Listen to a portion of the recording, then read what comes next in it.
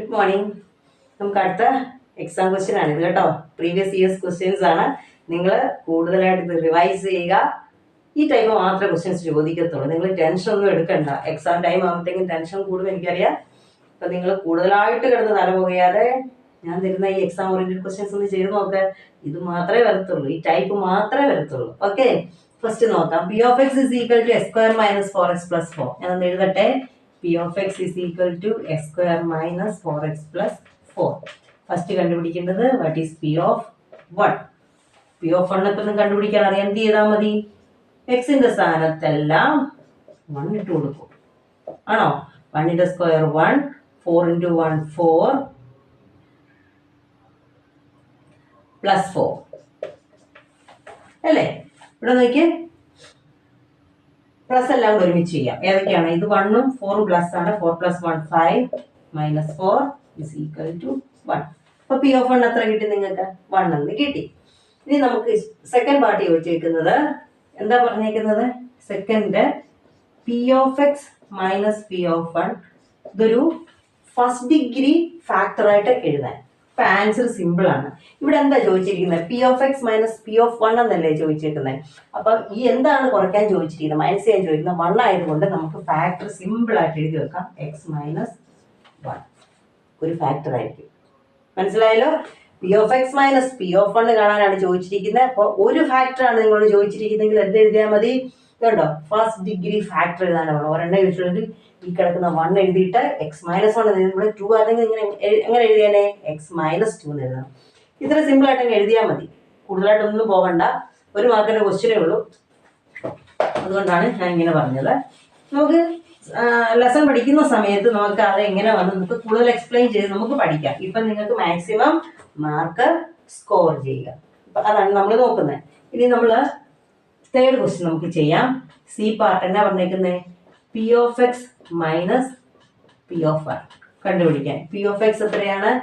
X square minus 4x plus 4 minus നമുക്ക് P of 1 എത്രയായിരുന്നു answer കിട്ടിയത്? 1 അല്ലേ കിട്ടിയത്? പി ഓഫ് 1 ചെയ്തപ്പോൾ 1 ആയിരുന്നു കിട്ടിയത്. ഓക്കെ, അപ്പൊ എന്നാ വരും? X square minus 4x plus 4ഉം മൈനസ് 1ഉം വരുമ്പോൾ എന്നാ വരും? പ്ലസ് 3. വലുതിന്ന് ചെറുത് കുറച്ചിട്ട് വലുതിന്റെ സൈൻ. ഇത് കിട്ടിയല്ലോ. നമ്മൾ ഇനി ഇതിന്റെ ഫസ്റ്റ് ഡിഗ്രി പോളിനോമിയൽസ് ആയിട്ട് 2 എഴുതണം. അപ്പൊ അതിന്റെ സൊല്യൂഷൻസ് കണ്ടുപിടിച്ചാൽ നമുക്ക് എഴുതാൻ പറ്റും. ഓക്കെ, അതിന് ഉപയോഗിക്കുന്ന ഫോർമുല ഏതാണ്? ഫാക്ടറൈസേഷൻ മെത്തേഡാണ്. Plus or minus root of B square minus 4ac by 2a. നമ്മളുടെ എ എത്രയാണ്? 1, ബി എത്രയാണ്? -4, സി എത്രയാണ്? 3. ഇത് എ, ഇത് ബി, ഇത് സി. ഇങ്ങോട്ട് കൊടുക്കുവാണ്. -4 മൈനസ് ഇവിടെ കിടക്കുന്നുണ്ടെന്ന് പറഞ്ഞിട്ട് വെറും 4 എടുത്ത് എഴുതരുത്. ഈ മൈനസ് ഇക്വേഷന്റെ മൈനസ് ആണ്. Plus or minus root of B square എത്രയാണ്? -4ന്റെ സ്ക്വയർ -4 ഇൻറ്റു എ എത്രയാ? 1 × 3 ബൈ 2 × 1. ശരിയല്ലേ? Is equal to -4 into minus വരുമ്പോൾ +4 പ്ലസ് ഓർ മൈനസ് -4ന്റെ സ്ക്വയർ 16 പ്ലസ് 16 അറിയാം നിങ്ങൾക്ക്. ഇത് എത്ര വരും? -12 ഡിവൈഡഡ് ബൈ 2 × 1 2 ആണല്ലോ. റബ്ബ് ചെയ്യുവാണ്, ബാക്കി ചെയ്താൽ മതിയല്ലോ.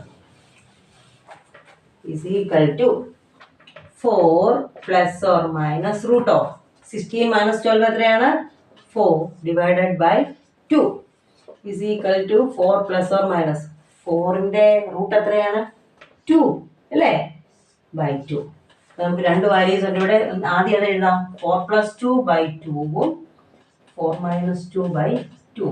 അതിൽ പ്ലസും ആദ്യം മൈനസും ഇട്ട് ചെയ്തു. ഇവിടെ ആൻസർ എത്രയാ? 4 + 2 എത്രയാണ്? 6/2.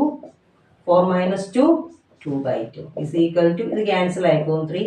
ഇതും ക്യാൻസൽ ആയി 1. അപ്പൊ 3ഉം 1ഉം നമുക്ക് 2 സൊല്യൂഷൻസ് കിട്ടിയിട്ടുണ്ട്.